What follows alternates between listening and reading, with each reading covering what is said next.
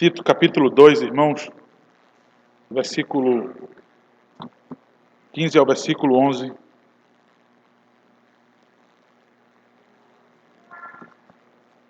Observe se há alguém próximo a você que não possui a palavra de Deus, compartilhe com ela aberta. Em Tito capítulo 2, versículo 11 ao versículo 15. Diz assim, irmãos, então, a preciosa palavra do nosso Senhor. Porquanto a graça de Deus se manifestou salvadora a todos os homens, educando-nos para que, renegadas a impiedade e as paixões mundanas, vivamos no presente século sensata, justa e piedosamente, aguardando a bendita esperança e a manifestação da glória do nosso grande Deus e Salvador Jesus Cristo, o qual a si mesmo se deu por nós, a fim de remir-nos de toda iniquidade e purificar para si mesmo um povo exclusivamente seu, zeloso de boas obras. Dize essas coisas, exorta e repreende também com toda a autoridade. Ninguém te despreze. Amém. Oremos, irmãos. Ó Deus, pela Tua maravilhosa palavra, pela Tua rica, viva, eficaz, confortadora, disciplinadora, educadora palavra, Pai. Tua palavra, Deus, através dela que nós fomos salvos, Deus. Através dela nós somos mantidos, nós somos guiados, Deus, como lâmpada em nossos pés e como luz em nossos caminhos. Alimento sólido, Pai, diário, é o que precisamos, Pai. Para combater o nosso coração, para combater a corrupção do nosso coração enganoso e perverso, para combater as malícias, armadilhas de Satanás e as paixões mundanas, Pai, desse mundo caído, sujo e vil. Tua palavra, Pai. Tua palavra reine absoluta. Tua vontade, Pai, reine absoluta em nossos corações. Porque nós somos o Teu povo, Pai. Nós somos filhos Teus, não bastardos. Filhos, Pai, por adoção. Não mais filhos da ira. Fomos transportados para o reino do Filho do Teu amor. Então, Pai, fala aos Teus filhos nessa noite. E atrai, Deus, e chama pecadores, Pai, aqueles que ainda estão longe, mas se aprove ao Senhor, Pai, salvar pecadores hoje pela loucura da pregação da Tua palavra, Pai. Em nome de Jesus. Salva pecadores para a Tua glória, Pai. Amém. O apóstolo Paulo, ele escreve então essa carta a Tito de maneira bastante firme e bastante direta. Paulo precisava dar instruções a Tito de coisas que ele não teve tempo para fazer. Numa ilha já existiam algumas igrejas, já tinham conhecimento, já chegaram ao pleno conhecimento da verdade em Cristo Jesus, através do trabalho do apóstolo Paulo. Então, ele precisava sair, então, ele precisava deixar alguém ali para que pudesse agora administrar aquelas igrejas. Então, ele chama Tito, também jovem, e diz, olha Tito, eu quero que você ponha em ordem as coisas que eu deixei aí. E já disse aos irmãos, não pensem que por negligência, por preguiça do apóstolo Paulo, mas é falta de tempo mesmo. Eu quero que você continue. E ele vai dizer, quero que você continue levantando presbíteros aí na ilha de Creta. Logo depois de dizer, eu quero que você levante presbíteros, e essas são as qualificações para alguém que seja presbítero. Ele precisa ser qualificado, porque tendo essas qualificações, eles vão fazer calar os opositores do Evangelho. Eles vão combater os opositores do Evangelho de maneira que eles vão calar, de maneira que eles vão emudecer, de maneira que eles vão se envergonhar, não só quando os presbíteros ali responderem às injúrias, às mentiras, mas quando Tito vive como um modelo.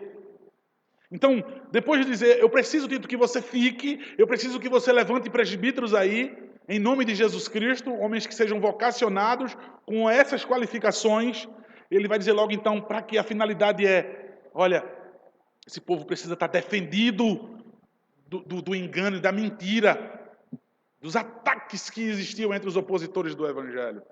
Aqueles que estavam ali, tá, irmãos? Lembrem-se sempre, são eles que estão dentro da igreja, que professam ser cristãos. Não, nós somos judeus cristãos ou nós somos gentios convertidos ao cristianismo e aí misturam práticas da crença helenística, prática do judaísmo, que foi abolido aquelas cerimônias, aquelas coisas, tudo em Cristo Jesus, mas aqueles legalistas fariseus, juntamente com aqueles cheios de arrogância e de sabedoria filosófica, se juntavam e faziam uma química ali e convenciam ali o povo de Deus. Já estava satisfeito com a pregação do Evangelho, mas eles vêm e nos seus ouvidos incruam o seu engano, enfraquecendo a igreja, solapando e destruindo, trazendo naufrágio na fé para muitos. Mas em seguida, então, ele vai dizer, ele se dirige então agora às famílias. Ele se dirige aos presbíteros, vai dizer qual é a missão dos presbíteros. Olha, cuida do rebanho, porque os lobos estão aí.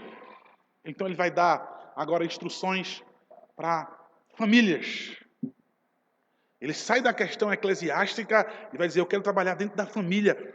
Porque Paulo sabe que se em Creta tiver famílias genuinamente cristãs, fortes, maduras, eles terão uma igreja madura, eles terão uma igreja sadia. Paulo sabe como fundar uma igreja, qual o fundamento é em Cristo Jesus, naquilo que ele está ensinando. Ele sabe, inspirado pelo próprio Deus, ele recebe do próprio Deus. Justamente na família, é na base. E aí nós vamos ter em Creta igrejas firmes, se nós tivermos famílias firmes em Cristo Jesus. E ele vai dizer como então devem se comportar os idosos, como devem se comportar as idosas, como devem se comportar os mais novos, os jovens, até os empregados, até os escravos, como é que eles devem proceder. Está dentro da minha casa, é meu criado, eu devo tratá-lo como um irmão, inclusive, mas ele também deve testemunhar de Cristo.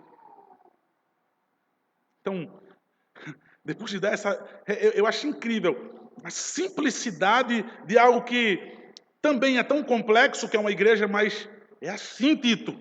É assim que tu vai construir a igreja. É assim que tu vai colocar em ordem a igreja. Ele vai dizer, por que tem que ser assim? Por quê? Qual é a causa de eu ter que instruir presbíteros assim, que tem que ter essas qualificações? E por que as famílias têm que viver desse jeito? Por quê? Então ele vai dizer, no versículo 11, porquanto a graça de Deus se manifestou salvadora a todos os homens. Irmãos, a todos os homens entendam aqui o que ele acabou de dizer.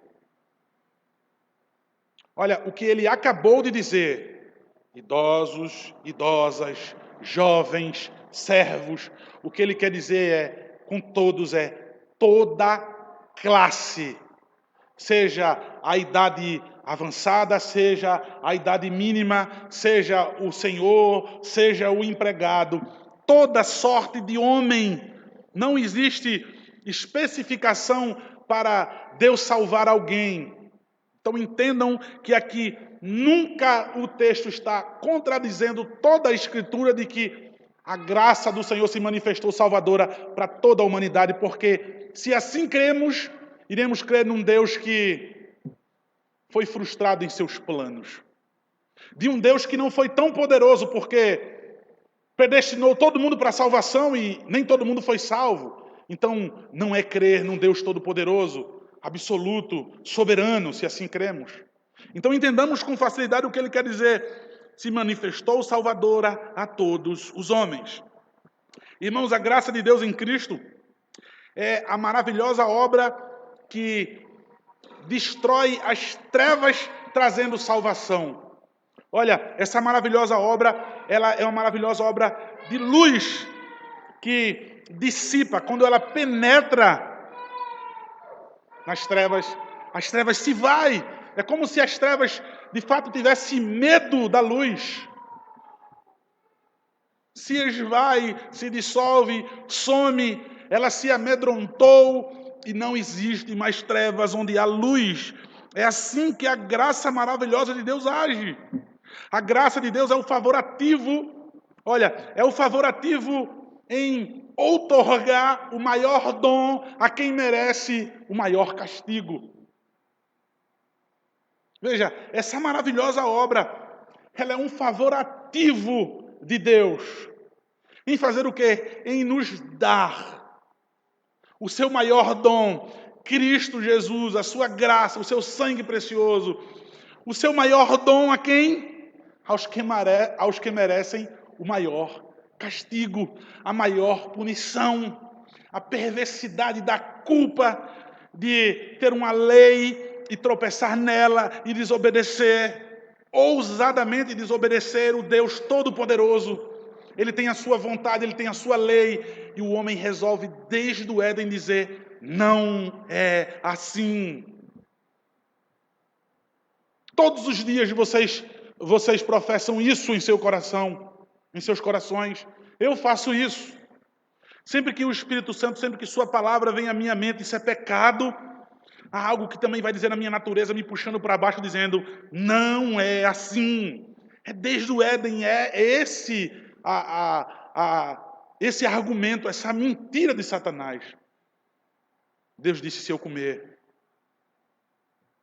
eu vou morrer. Certamente não morrerás. Não é desse jeito. Outorgar a nós esse favorativo, maior dom, os que merecem a maior desgraça por toda a eternidade, isso é graça. Essa graça penetrou em nossas trevas. Trevas morais e trevas espirituais. Quando diz aí, porquanto a graça de Deus se manifestou, ou seja, quando a graça de Deus apareceu, quando a graça de Deus brilhou, como uma epifania, a palavra traduzida para manifestar, a epifania é um aparecimento repentino, assim como o sol ao amanhecer.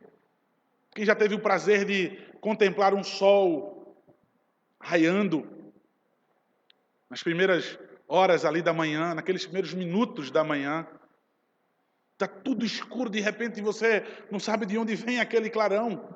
O sol que está chegando de maneira repentina, lançando fora, afugentando todas as trevas. Manifestar, aparecer de maneira gloriosa. É assim que a graça do Senhor age. Por isso, irmãos, que é necessário entender a nossa corrupção, o nosso estado de trevas, o nosso estado de podridão, porque aí é que vai ser abundante a graça do Senhor, aí é que ela vai se manifestar mais gloriosa, se eu entender quem eu era. Mas a pregação de um evangelho que não apresenta quem o homem é, qual é a condição dele, ele jamais vai ver essa luz brilhar, porque ele não está no escuro, porque não há trevas nenhuma. Então isso que vai se manifestar é apenas mais um adorno, é apenas mais um acessório que ele vai dizer: sim, me dê, eu quero, sim, eu aceito, sim, eu repito essa oração, sim, eu quero isso para mim, eu quero fazer parte. Ele jamais vai entender de maneira maravilhosa essa epifania, vai entender essa manifestação.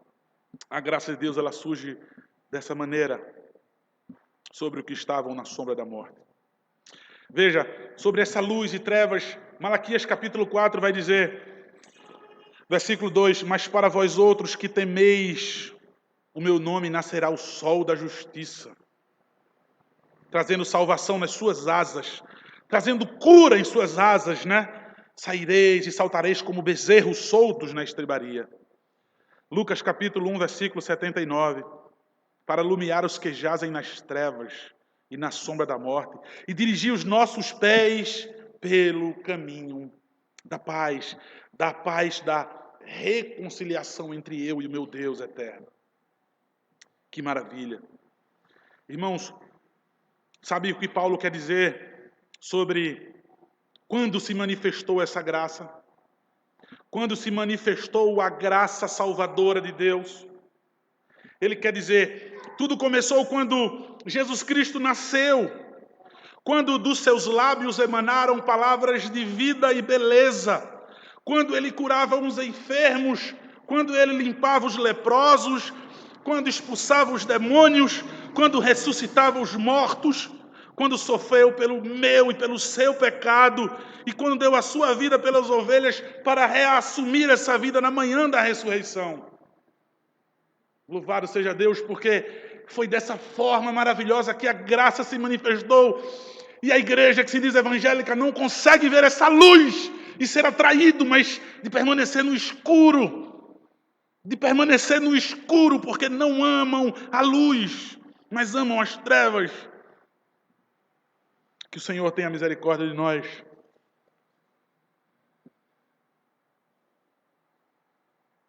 Essa graça, irmãos, manifestada, salvadora. O versículo 2 diz que nos educa, educando-nos para que, renegadas a impiedade e as paixões mundanas, vivamos no presente século sensata, justa e piedosamente.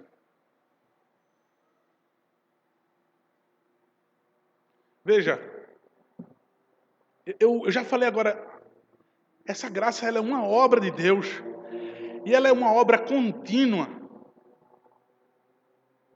Chega de acreditar nesse evangelho de que você toma uma decisão, de que você diz sim e parou por aí. E você foi contemplado.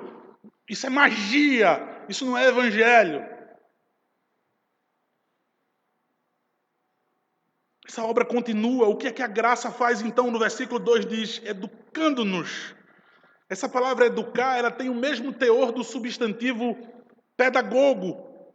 O que era um pedagogo? Era aquele que conduzia as crianças passo a passo. Eles eram pagos pelos pais para que eles fossem responsáveis pelo caminhar dos filhos. Passo a passo, o pedagogo estava ali ensinando, guiando, conduzindo as crianças. Da mesma forma, essa graça nos educa, ou seja, ela nos guia e nos conduz. De que maneira ela nos educa? De que maneira ela nos guia? De que maneira? Ele vai dizer, irmãos, uma maneira negativa em primeiro lugar, é dizendo, renegando a impiedade e as paixões mundanas. Veja, nessa educação eu digo não ao que não presta. Veja só, nessa educação eu não convivo. Nessa educação, nessa pedagogia, eu não aceito, eu não tolero, eu não permito, mas eu ojerizo o que for de forma de impiedade. Impiedade nós podemos entender como idolatria somada à imoralidade. Paixões mundanas, desejos fortes e pecaminosos. A concupiscência, aquele desejo desenfreado para as coisas odiosas aos olhos de Deus. Você vai rejeitar essa educação que você vai receber do Espírito Santo. É inaceitável agora para aquele que foi educado pela graça do Senhor. Então ele vai dizer que renegando isso, vocês podem viver agora no presente século, ou seja, nos dias de hoje. Nos seus dias, hoje, amanhã, no seu trabalho, na faculdade, dentro da sua casa. Vivendo como, então, nesses dias de hoje? De maneira sensata, de maneira justa e de maneira piedosa. Ele está dizendo assim, olha, nessa educação você vai ser transformado em relação a 3 coisas. Em relação ao teu relacionamento com o próximo, porque essa sensatez vai significar um domínio próprio. Me perdoe, a si mesmo. A si mesmo. Essa educação, quando ele fala sensata, é a si mesmo, você vai ter domínio próprio. Você vai controlar agora essas suas paixões que você tem, essas paixões tão vivas para as coisas boas. Você vai canalizar toda essa sua energia que você tem, esse seu desejo, nas coisas que edificam, nas coisas que glorificam o nome do Senhor. Então, nós somos educados nós somos transformados nessa educação da graça em relação a mim mesmo, vendo uma vida sensata, com domínios próprios, tendo domínio dos meus impulsos, dos meus desejos. Também essa educação na graça, ela me transforma em relação ao meu relacionamento com o próximo. Quando ele diz aqui, não só de maneira sensata, mas de maneira justa, ele quer dizer a integridade dos relacionamentos. A igreja evangélica, a gente precisa chamar de irmão de verdade. Eu preciso chamar de irmão porque é meu irmão, porque eu amo, porque eu morro por você. Eu não permito que ninguém abra a boca para falar de você perto de mim. Sabe o que eu ouvi há pouco tempo, eu achei fantástico? Eu não me admiro de saber que alguém falou mal de mim. O que eu me admiro é saber que você, de maneira tão confortável, ficou ouvindo. É meu irmão. É meu irmão, eu vou defendê-lo, eu vou amá-lo.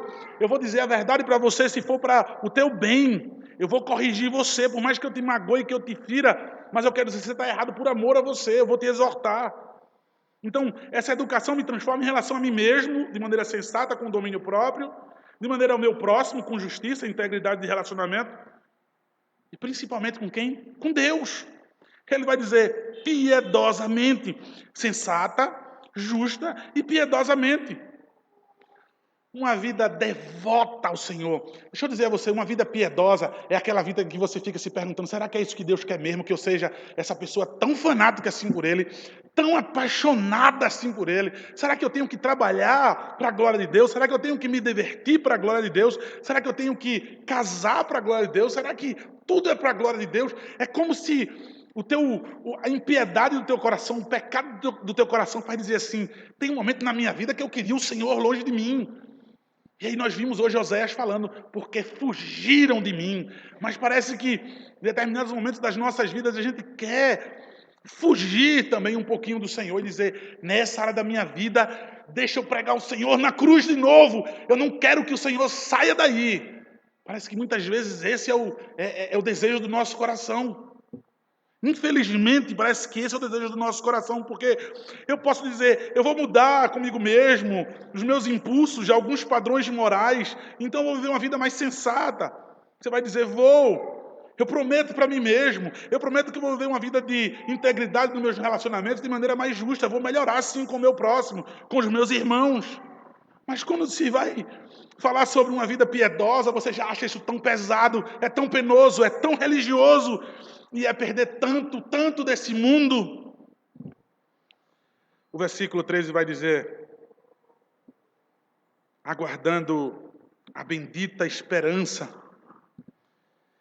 E de novo, irmãos, a manifestação da glória do nosso grande Deus e Salvador, Jesus Cristo. Olha,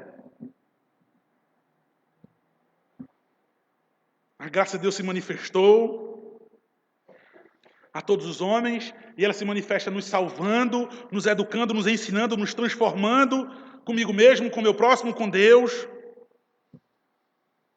Aí ele vai dizer que nessa obra, que nessa caminhada, você vai estar tendo uma coisa em vista.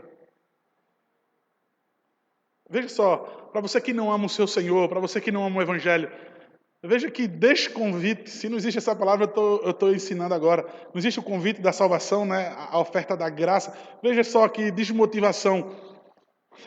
Eu já ouvi tanto você dizer, não dá para mim não isso. Então veja, você vai fazer tudo isso aguardando. E essa palavra aguardar literalmente significa olhar para frente com paciência. Você já vive tanto para o teu Senhor, você já o ama tanto, você vive para Ele. Você vai viver desse jeito, olhando para frente de maneira paciente, e Ele vai voltar. Ele vai voltar, e eu aguardo somente isso, a sua manifestação, porque Essa segunda citação sobre manifestação não é mais quando o Senhor Jesus vem e traz salvação ao homem e aparece a mim para salvar quando eu estava em trevas. Agora a manifestação é a sua segunda vinda. Essa manifestação é para vir resgatar, remir o seu povo. Aguardando, olhando para frente com paciência, o meu Senhor voltará. Essa é a minha expectativa, que Ele vai voltar. Isso deve modificar o seu viver. Você não é tão mais interessado nas coisas desse mundo. Você não é tão apegado mais a esse mundo. Você se desprende. Você vai se despir mesmo daquele velho homem que muitas vezes fica encrostado algumas peças dessa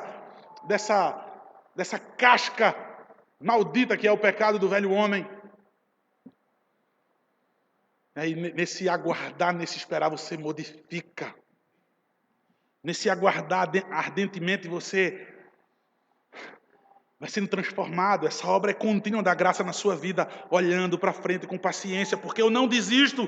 Isso transforma cada vez mais a minha vida, porque eu amo cada vez mais o Senhor Jesus Cristo, e porque eu amo cada vez mais a sua gloriosa igreja, porque eu sou igreja, e porque a igreja que Ele vem buscar é a sua noiva, e porque eu vou me casar com o Senhor, essa união vai ser consumada para todo sempre. Bendito seja o nome do nosso Senhor. Aguardando a bendita esperança. Irmãos, a bendita aqui a gente pode traduzir por bênção, por felicidade, por deleite, por glória. Então veja, aguardando a bênção da felicidade, do deleite, da glória. Ele vai dizer da bendita esperança, da gloriosa esperança, ou seja, quando ele coloca esperança, eu já disse para os irmãos, esperança aqui não é uma suposição que talvez aconteça, mas a esperança é de uma certeza absoluta. Então vai mais. Essa esperança aqui quer dizer um anelo ardente, um anelo, um desejo que efervesce. É uma expectação confiante e uma espera paciente. Veja, um anelo ardente, uma expectação paciente, confiante. Eu queimo nessa expectativa. Eu aguardo, porque é a bendita esperança. É a manifestação da glória do nosso grande Deus, do nosso Salvador Jesus Cristo. Irmãos, Ele virá. O Senhor virá. Quantos de nós desejamos isso? Nós falamos muito sobre o Maranata. Cantamos muitas vezes no hino. Nós queimamos e efervescemos em ardente expectativas para o dia de amanhã, para a grande segunda-feira. Para talvez como tolos comentar sobre um jogo que você nem assistiu, mas você quer se parecer tanto com o mundo que você vai querer assistir ainda hoje à noite, retrospectivas, você vai querer, para poder amanhã você se sentir como um deles, quão fraco e pobre nós somos. Ardente expectativa de amanhecer e dizer, louvado seja o Senhor, Pai, eu te espero enquanto o Senhor não vem. Eu trabalho para a tua glória, eu vivo para a tua glória. Eu respiro para a tua glória, porque eu sei que o Senhor vive. Então eu posso crer, eu posso esperar. É a tua volta, é a confirmação da consumação, da glorificação do nosso estado. Irmãos, sabe por que nós devemos, um dos motivos do porquê nós devemos arder de expectativa pela volta do Senhor? Lembra na ordem dos salutes, na ordem de salvação que nós lemos hoje? Lembra em Romanos? E ele vai dizer, ao que ele predestinou, chamou, o último estado é o da glorificação, ou seja, quando nós estivermos com o Senhor. Essa obra vai ser consumada quando estivermos com Ele, ou seja, Não pecaremos mais, não teremos corrupção, nós seremos então transformados, glorificados, em perfeição, face a face com a majestade do nosso Senhor. Por isso que eu devo desejar, porque eu ainda peco, porque eu ainda desobedeço, porque eu ainda fico constrangido e envergonhado em desobedecer o Rei da Glória. Quem é o Rei da Glória? Esse Deus tão glorioso.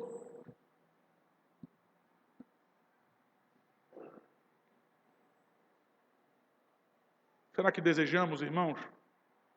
Será que amanhecemos e lamentamos porque não acordamos, não abrimos os nossos olhos na glória? Vai haver prejuízo, irmão, se o Senhor voltar hoje. Pense e lamente. Vai haver prejuízo para a sua vida se o Senhor voltar hoje. Seus planos frustrados, inacabados, alvos inatingíveis, pobre, miseráveis, cegos e nus, se assim pensamos que haverá prejuízo. Paulo, Tito, eles sabiam o que aguardavam se Cristo se manifestasse naquela hora e viesse buscar a sua igreja. Versículo 14, irmãos, então vai dizer, o qual a si mesmo. De que maneira foi, então? De que maneira? Olha, para que ele pudesse nos buscar e para que ele pudesse aparecer agora, para que ele pudesse se manifestar em toda a sua glória, ele a si mesmo se deu por nós, a fim de remir-nos de toda iniquidade e purificar para si mesmo um povo exclusivamente seu, zeloso de boas obras. O Pai programa a morte do Filho amado em quem ele se compraz. Esse é meu Filho amado em quem eu me comprazo, em quem eu tenho orgulho, em quem eu tenho prazer. Então eu programo a morte desse meu filho, ele vai receber toda a minha ira, ele vai beber até a última gota, o cálice da minha ira. E ele, o filho, voluntariamente, ele de maneira obediente, a si mesmo se dá por nós. Não, Deus, não neles, mas em mim. A culpa deles eu carrego em mim. Então eu declaro eles justos pela minha justiça, pela minha obediência, não pela deles. A fim de que ele pudesse nos remir de toda iniquidade, ou seja, a fim de que ele pudesse nos livrar de toda a culpa da lei que nós quebramos, da desobediência a Deus. Então ele vai dizer, purificando, removendo a culpa que eles têm de quebrar a lei e purificando, arrancando toda a nojeira, toda a imundícia, toda a enfermidade do pecado. Ele trata o seu povo dessa maneira para ele mesmo. É um povo meu, é um povo exclusivo meu, é exclusivo porque não se associa com o mundo, não se associa com os perversos, não se associa com os idólatras, não se associa com os bebarrões, com os maldizentes. É um povo exclusivo meu, é santo, separado exclusivamente para mim. E ele vai dizer, zeloso de boas obras. Irmãos, Israel, o povo exclusivo de Deus, era conhecido por ser zeloso na lei. É a mesma coisa que ele quer dizer aqui no Novo Testamento sobre zeloso de boas obras. Porque o povo de Deus jamais vai ser zeloso de boas obras se não for de acordo com a lei do Senhor, se não for de acordo com a vontade do Senhor, se não for de acordo com a palavra do Senhor, não haverá boas obras. E o último versículo, irmãos, vai dizer: dize estas coisas, exorta e repreende também com toda a autoridade. Ninguém te despreze. Olha, diga essas coisas. Ou seja, Tito, não deixe de dizer não. Tito, não seja político. Você tem que dizer essas coisas. Paulo sabia que Tito poderia dizer assim, Paulo, é exigir demais dessa turma. É exigir demais de um povinho que não quer nada com Deus. Paulo, vamos ficar isso para mim e para você. Vamos deixar isso para Timóteo.